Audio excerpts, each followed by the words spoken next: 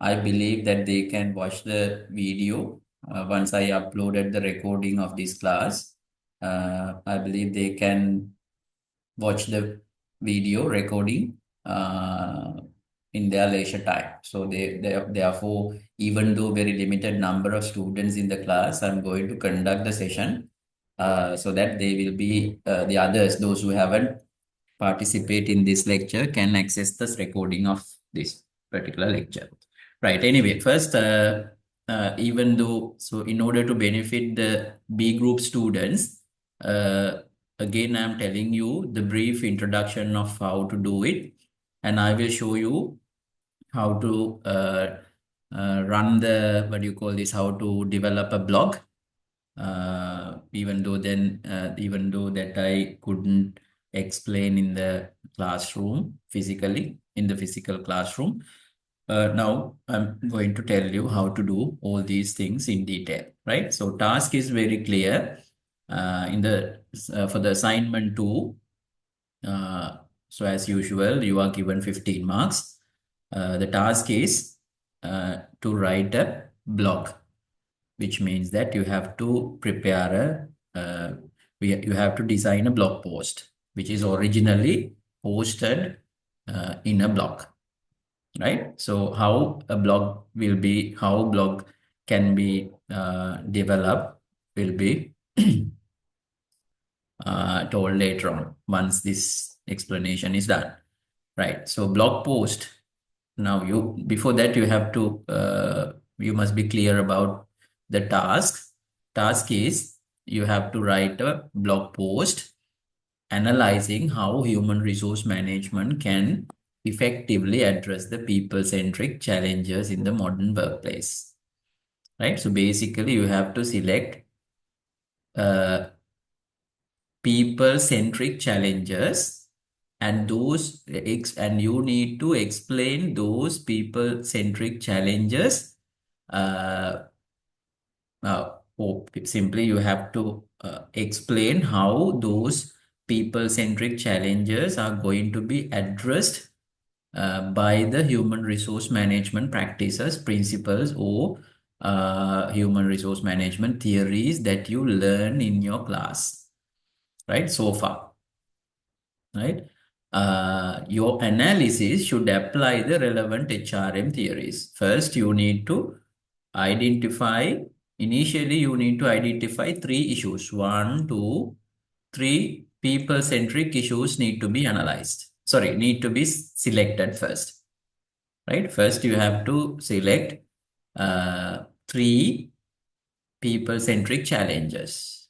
And then you need to explain these are the challenges and these are the challenges, right? Challenges. Then you need to apply or link each challenge to a particular HRM theory or HRM concept or HRM practice. Sometimes there may be no any theory which can be linked to a particular issue, people-centric issue or people-centric challenge. Maybe there may be sometimes HR concept can be related, or maybe HR practice can be related. As you know, you have learned nearly 14, you are going to learn nearly 14 activities or simply HR functions. And out of which one highly can be applied to such a particular challenge, right? For example, so basically you have to identify a challenge and you need to link a particular theory, and by linking simply you need to explain how that particular theory, practice, or concept can address that challenge, right? So basically uh, uh, challenge must be addressed. Address in the sense that challenge may be a problem, right? Challenge is not a problem theoretically, but suppose challenge is a kind of a problem, right? For example, I'm taking this for the sake of explaining the meaning of it, right? So basically, you have to take a challenge. Suppose that challenge is a particular problem, right? So then that problem need to be solved. That problem need to be solved, right? So then in order to solve that problem, you need to link to a particular theory, right? So basically what you are supposed to do is you have to find out a particular theory in the sense that HRM related theory or practice or HR concept or principle that you have learned in the class, and find the way how that particular theory or practice or HR things that you discussed can address those challenges. That's what you need to do, right? So the same idea has been explained in these numbers, like first one, identify and explain the three significant people-centric challenges facing modern organization. First, you need to identify three challenges in modern organizations, not in 1960s, not in early 50s, right? So in modern in the sense that after 200, after the year 2000 or 2010 or 2015, or in modern days, in these days, right? So you have to identify a challenge. Then for each challenge, analyze how specific HRM theories, models, or practices can be applied to address that issue or challenge, right? To address that issue or challenge. This is challenge, right? Issue or challenge. You need to correct it as issue or challenge because people-centric challenge or issue, right? So challenge or issue, either one can be taken. Then third one, propose innovative strategies, right? So now challenge, which theory can address that challenge, and then so suppose you have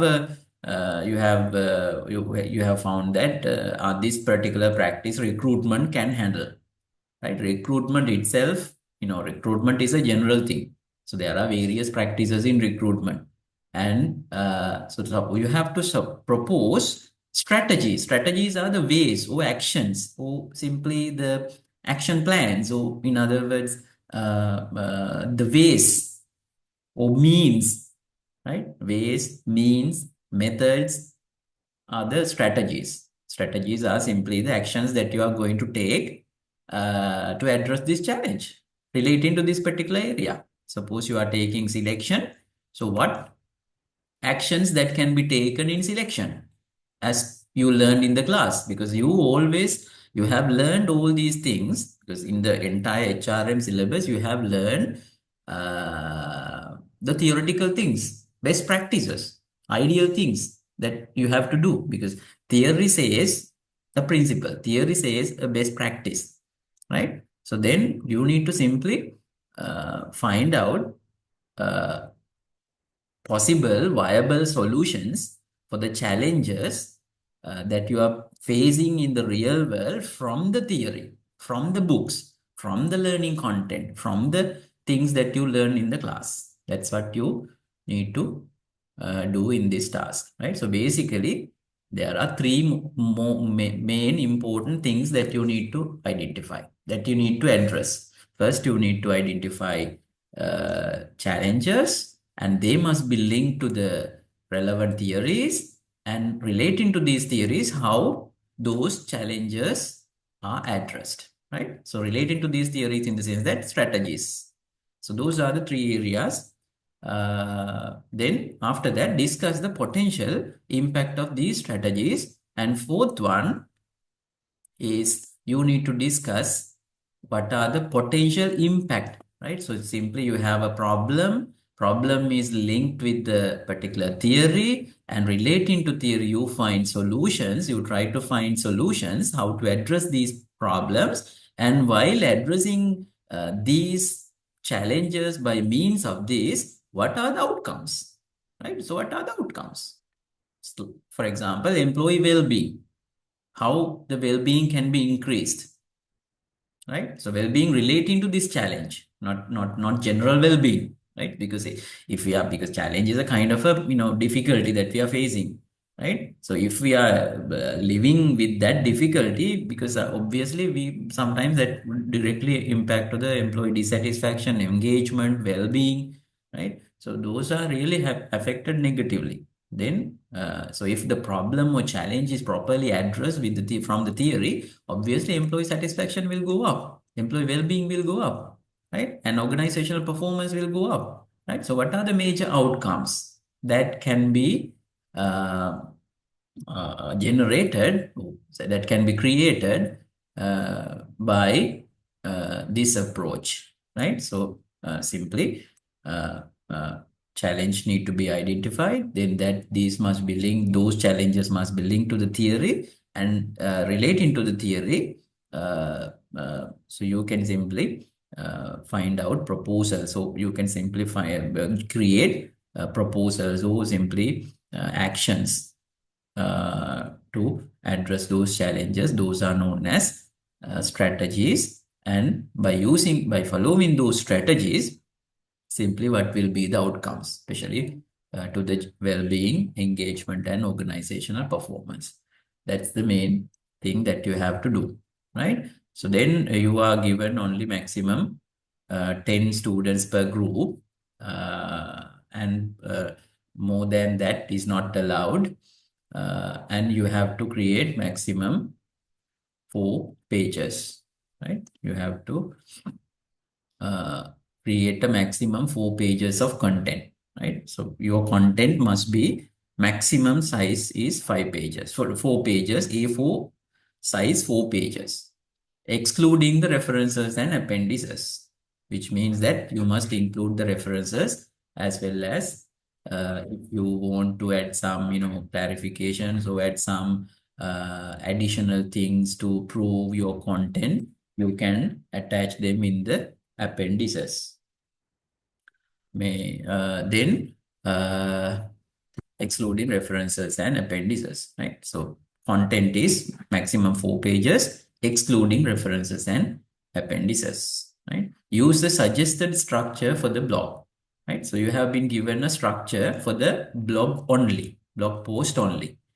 For references, and you are supposed to cite important justifications or sources that you are referring. For example, if you find a particular challenge, right? So you simply say that this is a challenge, and you need to justify that it is a challenge rather than merely saying that it is a challenge.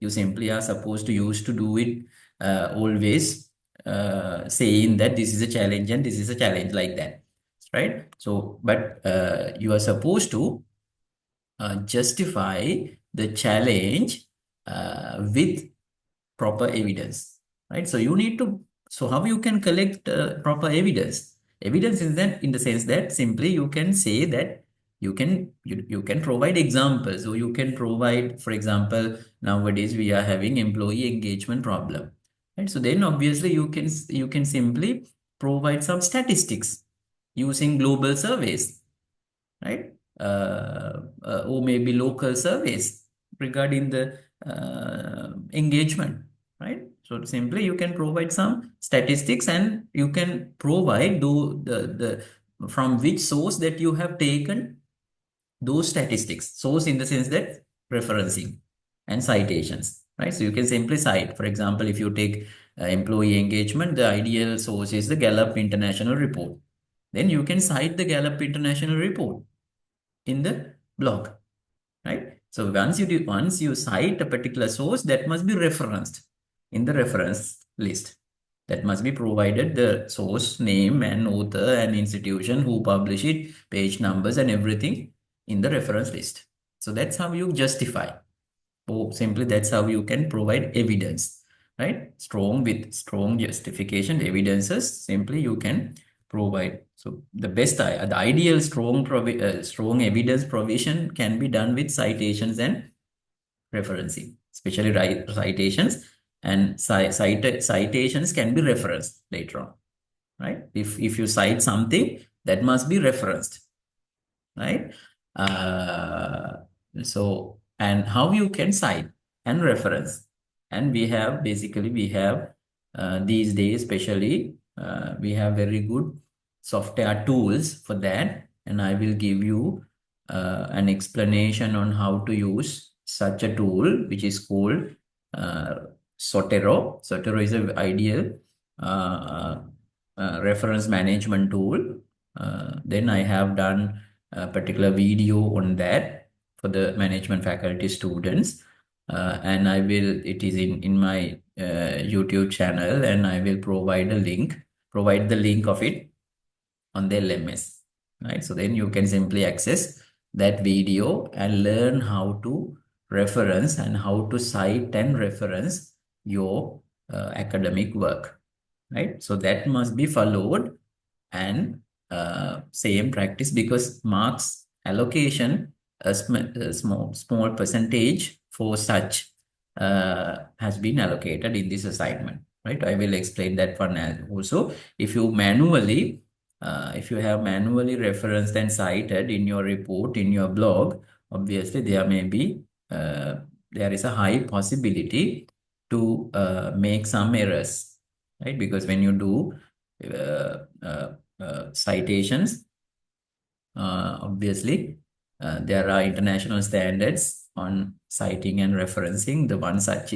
One such is APA, American Psychological Association style.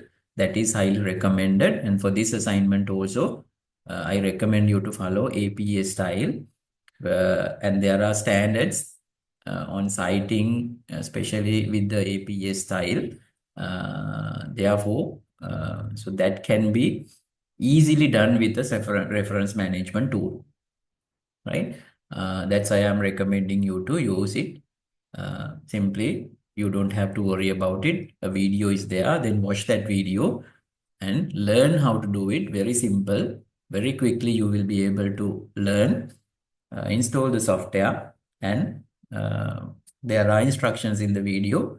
Watch it and practice it and apply that software tool into this assignment. Right. So now in-text citations for your content is in the blog, and finally provide references at the end of the blog post. Right. So basically in-text citations in the body can be done using the software, and finally at the end of your blog, you can put the reference list on the citations that you have created in the body of the blog post. Then the standard title page, link to the blog post, and the appendices must be submitted to the LMS. And so apart from that, so preparing the blog is one part of your assignment, right? So structure is given. For that, you have to follow this structure. Preparing the blog post, right? Structure of the report. This is the blog post, and student can follow the given structure to the report. Of course, students can use many headings and subheadings to specify the information required for each of the criteria. So basically, you can alter a little bit to this particular given structure by adding small subheadings or headings where appropriate, but try to follow this structure. Then that will enhance the consistency of all of your reports, all of your blog posts, right? So basically for the blog post, which is online, which is public blog post, right? So this is the structure, suggested structure. You must have an introduction. In the introduction, you need to highlight those areas. One is for example, brief overview of the shift towards people-centric HRM. You have a background, because this is the background for your assignment, right? So you have to write an overview, a brief overview, maximum A4 half size. Maximum A4 half size paper. A4 half size paragraph can be written for this maximum. Then thesis statement. Thesis statement is simply problem statement. Right? In the second paragraph, simply you can write what you are going to do in this assignment. Right? What you are going to do, why you are going to do this. Right? So these things must be mentioned In the second paragraph, again, for the second paragraph, you can write maximum A4 size, A4 half size paragraph, right? For the second paragraph. Basically, those two paragraphs are for the introduction. Then simply you can explain the challenge. Challenge 1, challenge 2, challenge 3. Identify challenges. Challenge 1, title. Challenge 2, title. Challenge 3, title. Right? So likewise. Then you need to write about the description of the challenge. You mention the challenge here, and you need to explain how it will be a challenge, or how it is becoming a challenge, how it is uh, a challenge, right? A description of the challenge. Simply, you need to describe uh, the thing that you are mentioning here is a challenge, right? So you can provide evidence, you can justify particular thing, how that can be a challenge, something like that, right? So describe the thing that you are proposing, uh, how that can be a challenge. Then analyze using the relevant HRM theory or best practices. Simply, this is the second task, the second activity of the task, as I explained in the above.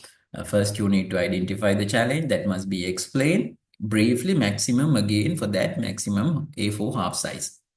Then you need to analyze it using the relevant theory, right? So basically, you need to pick a relevant practice, theory, principle, or any other concept that can be related to the problem or challenge or issue that you identify, right? And that must be explained.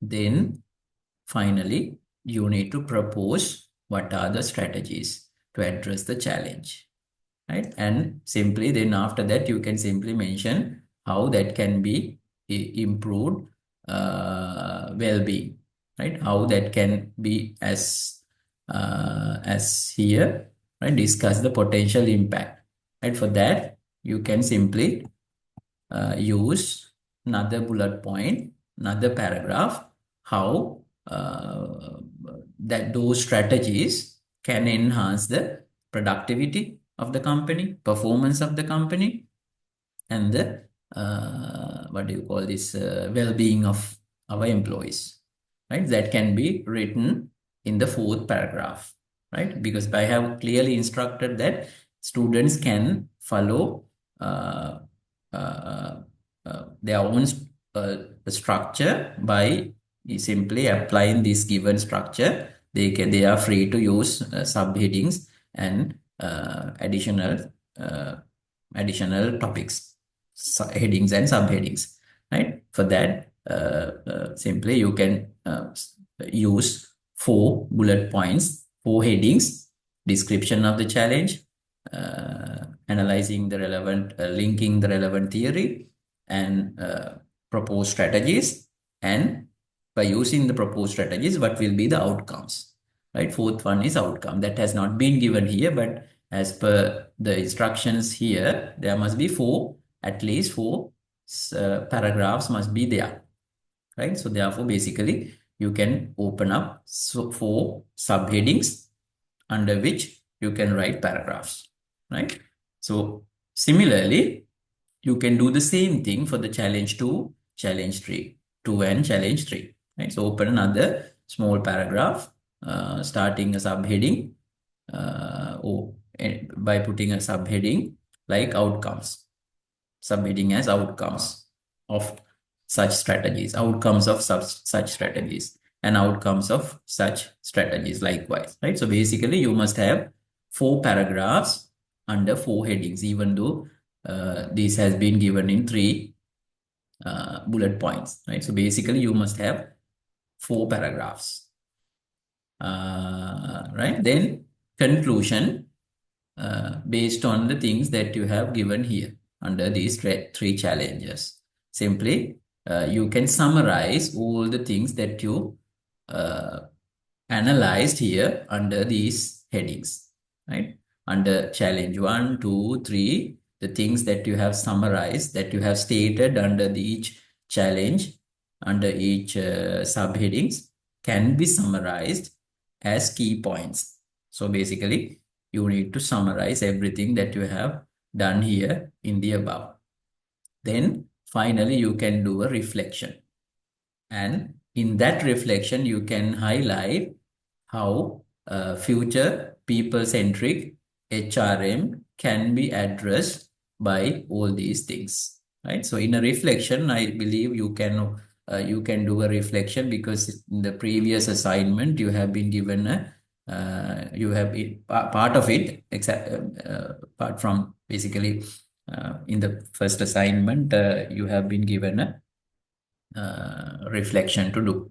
So in that reflection, we have clearly given the instructions on how to write a reflection. So in reflection, as I told you, as I mentioned earlier in the class, basically you must have three main components for a reflection. One is description on what you have done, then analysis, then finally feeling or expression on the thing that you have done, right? So you are supposed to write a reflection on this assignment. In that, you must write a description on what you have done.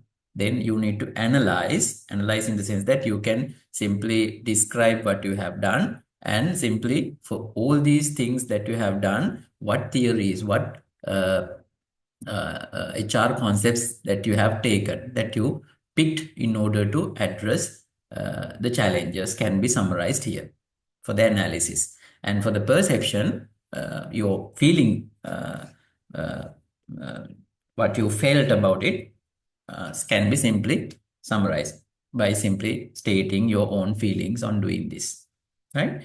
So those are the ways that you can reflect under the conclusion. That for that also, basically you are supposed to write maximum A4 half size paragraph, right? So then after that, finally, for each heading, the content that you are that you are writing under each heading can be justified by citations, strong citations, or reference materials, because you are supposed to read so many articles, so many books, so many sources, websites, right, reports, in order to justify the content that you are providing, and those must be cited here according to the standard referencing style, APA, which is called APA, American Psychological Association. Sixth edition is better. We have two versions, sixth edition and seventh edition. I'm recommending you to use sixth edition, right? Then, so the references can be done using that particular software tool, Sotero. That's all about for the block, right? For the block. Then finally, the second part is all these things. Then for the second part, you are supposed to take the standard format of the front page of our normal university assignment preparation. Right? Normally, front page have been recommended by the faculty for continuous assessments. Take that page, print out, or soft copy can be taken, and you fill all the standard all the details on the standard paper, your group members' names and everything, signatures, everything can be filled there. Then in the second page, you need to paste the original uh, web address of your blog that you have created, right? So I'm suggesting you to do all the things on a Microsoft Word document first. Then finally, for the blog I'm talking about, for the blog first, you need to do all the things on a Microsoft Word. Then the content for the blog can be pasted in the blog infrastructure available in Google, right? So once that is published, you can copy the link of it, right? So link must be pasted on the second page of the standard format, right? First page is the standard cover letter. Second page is the blank page, A4 blank page. On that, simply you can paste the link, blog post link, right?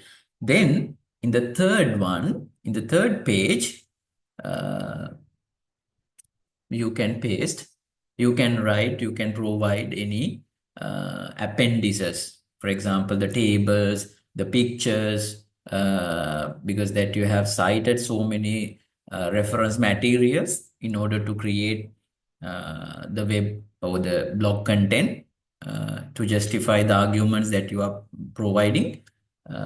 Simply, those can be inserted in the appendix, right?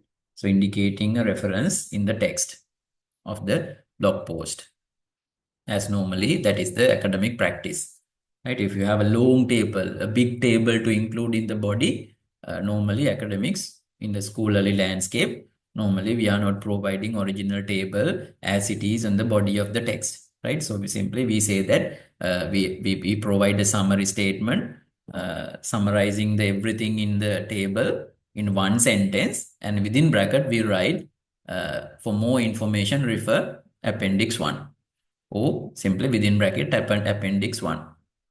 Then people who are reading the content know that evidence provided in the appendix, right? So you can put a link, uh, uh, you can insert a link for that when it comes to a blog post, right? You can simply put the big table in the Google, let's say Google Drive, and Google Drive link can be inserted in the blog post, right? So that's how the blog post is created, but the original big table or the picture that you are referring can be inserted in the appendix list in the document that you are preparing, Word document or PDF document that you are preparing, which must be submitted for the LMS. LMS version, for the LMS version, you must include all these all these what do you call this uh, uh, appendix materials under the appendix 1, right? In the appendix 2, you can simply include this team contract, right? So fill this team contract, you can put your own name and put tick all these things if you agree as a oath. If you don't agree, you can put cross mark there, right? So you have to put all the 10 members, put tick by all the 10 members for each statement, and you have to agree you have to read all these things, and finally you have to say that uh, you all you all agree to all these statements by putting your name, registration number, signature, and date, right? In this you have to put your names and all this, you have to fill all these blanks. Then finally, team roles and responsibilities generally need to be explained here. Assigned tasks or divided task among the members in doing this entire assignment, how the entire task and what are the tasks that you have identified, how task is divided, and how task is assigned or responsible, how task is divided among the members, and who are responsible for which task, and something like that.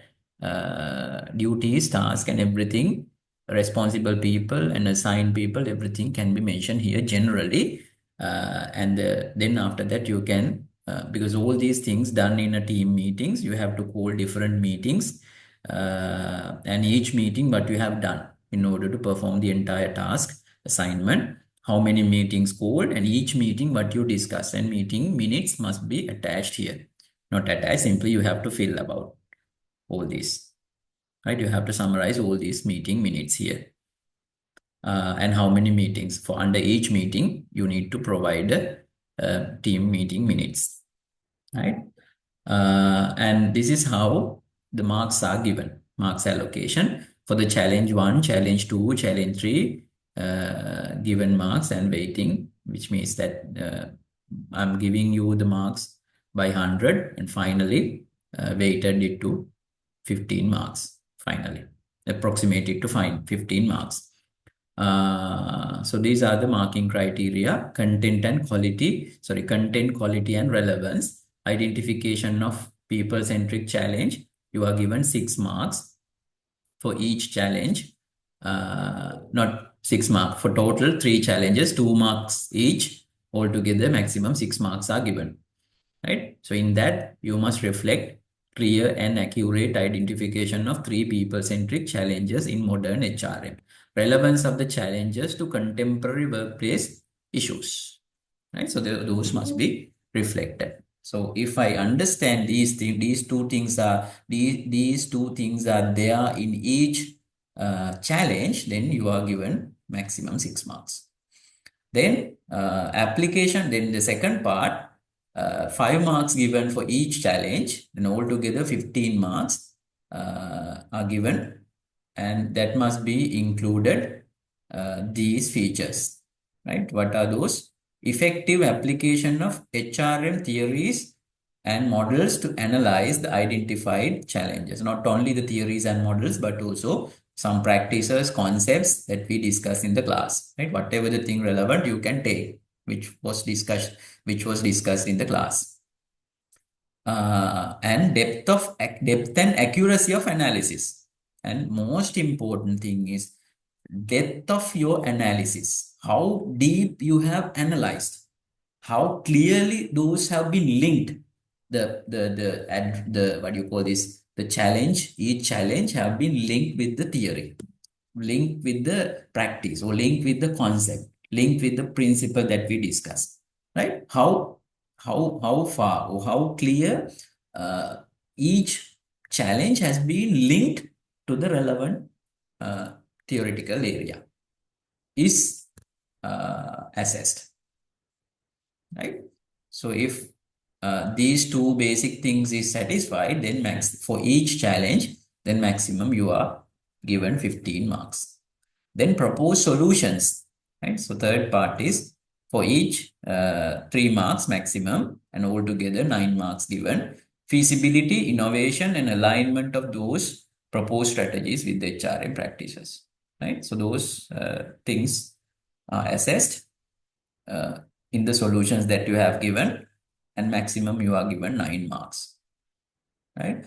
Then structure and organization, uh, overall, by looking at the entire blog post and the overall PDF version that you are submitting to the LMS, by considering both documents. One is blog post, online blog post, and the second one is uh, soft version that you are submitted to the Word or PDF version that you are submitting to the LMS, right? So by looking at all these things, 20 marks given for well-organized sections with smooth transition between ideas, the flow of ideas and readability, and all these things are assessed and in this for this section, right? And then third, next section is digital skills and blog presentation. For that, again, maximum 20 marks are given. 10 marks given for the visual appeal, use of appropriate formatting, headings, subheadings, bullet points, or numbered list. Integration of visuals such as images, charts, or infographics that enhance understanding, right? So if you have used all these things, then you are given maximum 10 marks for each challenge that you have identified.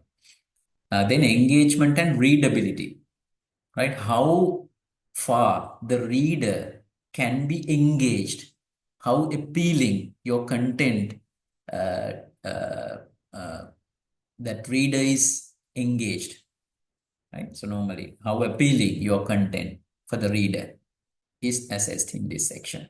And also readability, the grammar, free of grammar, typos, free of grammar mistakes, typos, maybe sentence formation errors, free of sentence formation errors must be there, right? So, which means that simply a smooth flow of readability must be there in your uh, blog post, especially, right? Very attractive, nice, very easy to read, right? Without no interruptions in the sentences. Because when we are reading something, sometimes the reader interrupted by the writing style, right? So you need to follow very good writing style. Uh, for that, in order to improve the readability, for that you are given 5 marks. Writing style suitable for a blog format, especially. See the professional bloggers, how they have written the blog post, right? So how see how they are engaging, see how the content has been, created very in a very pleasant way, right? So just look at some very good blog posts and learn how to do it and try to adapt to such general common practices followed by professional bloggers. That is learning, right? So for that, you have to learn something. Otherwise, uh, we can't teach everything in the lecture room. From this, but from this activity, from doing this, obviously, you are going to learn something, another new. Uh, then writing style suitable for blog post or blog format is something like engaging, concise, and accessible language, right? Very easy language. You are preferred to use English. Don't write in Sinhala. Uh, the prescribed language is English. You have to create the blog post in English.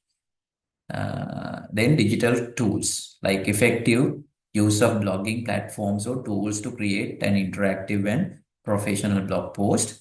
And the most possible is the Google Blogger, right? So that is highly recommended for this task because that is freely available.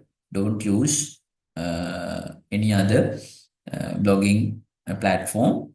Uh, Better you can use Blogger, which is offered by Google, right? With your Google Gmail account, normally provided with your, that is freely offered by Google along with your Gmail account.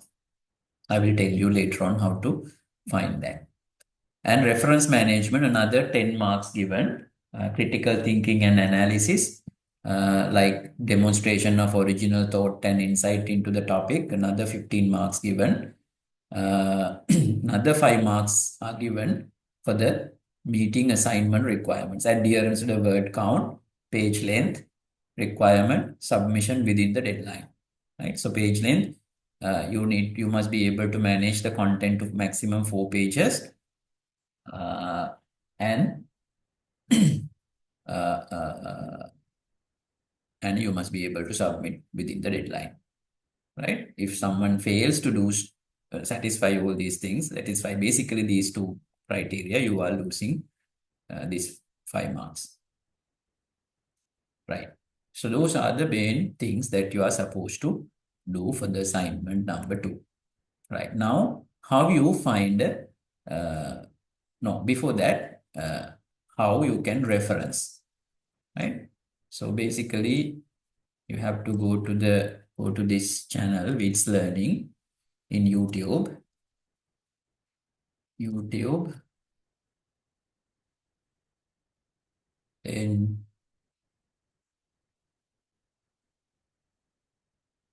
in the YouTube, you can type Wits Learning. In that, you can simply, in the Wits Learning, here is the Wits Learning. In that, you can type. So this is my channel. In that, you can type reference management and AI use. This is the one, right? Which runs 2 hours and 43 minutes. And there are some other things, very short running videos. This has 56 minutes uh, uh, running, and this is 14 minutes running video, and this is simply 5 minutes. Basically, in this, you are given instructions to on how to install this reference management tool. And this video contains all these things explained here, right? This video contains. Uh, Therefore, I'm recommending this one to watch. And if you want, you can watch all these things, right? So all these are relevant videos. But I'm recommending this one. Please take this one, and this. In this, you can watch how to use.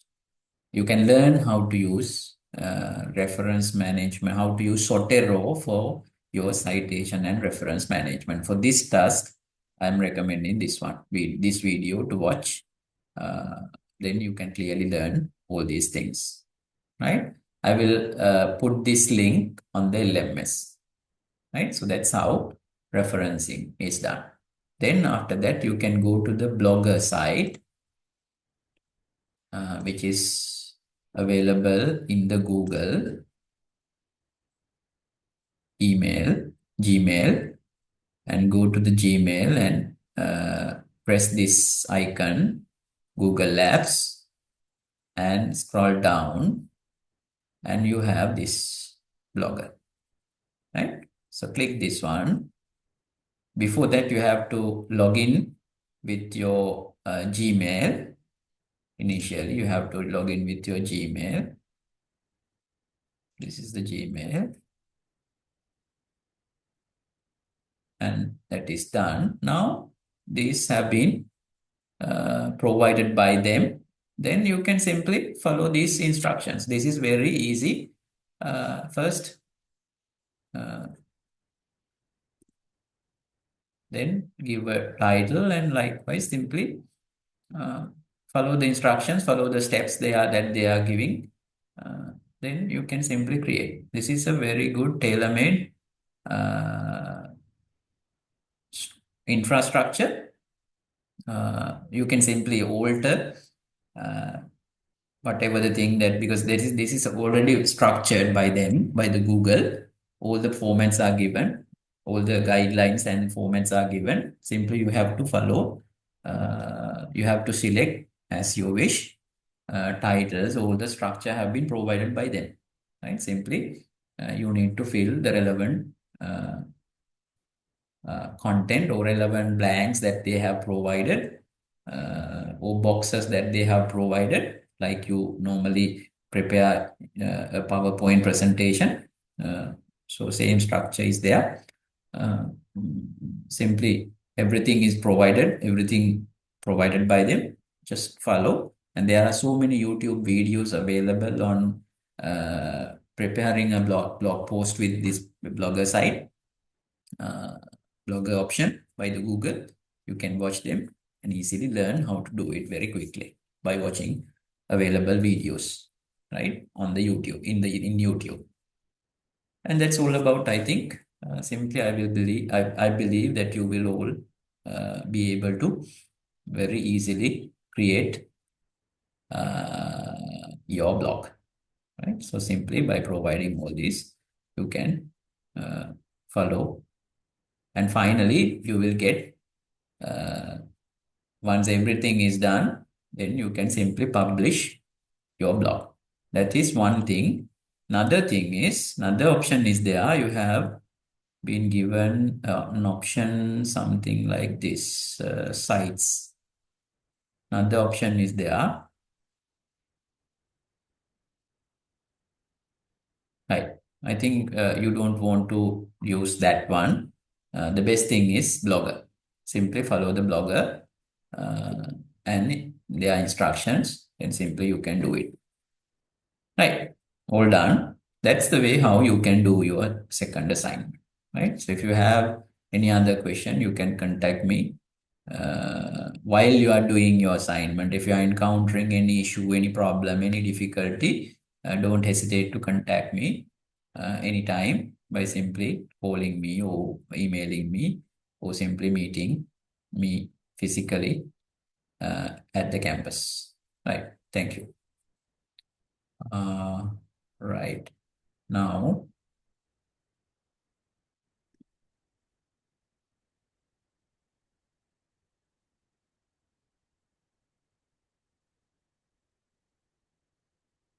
done. What is the time now?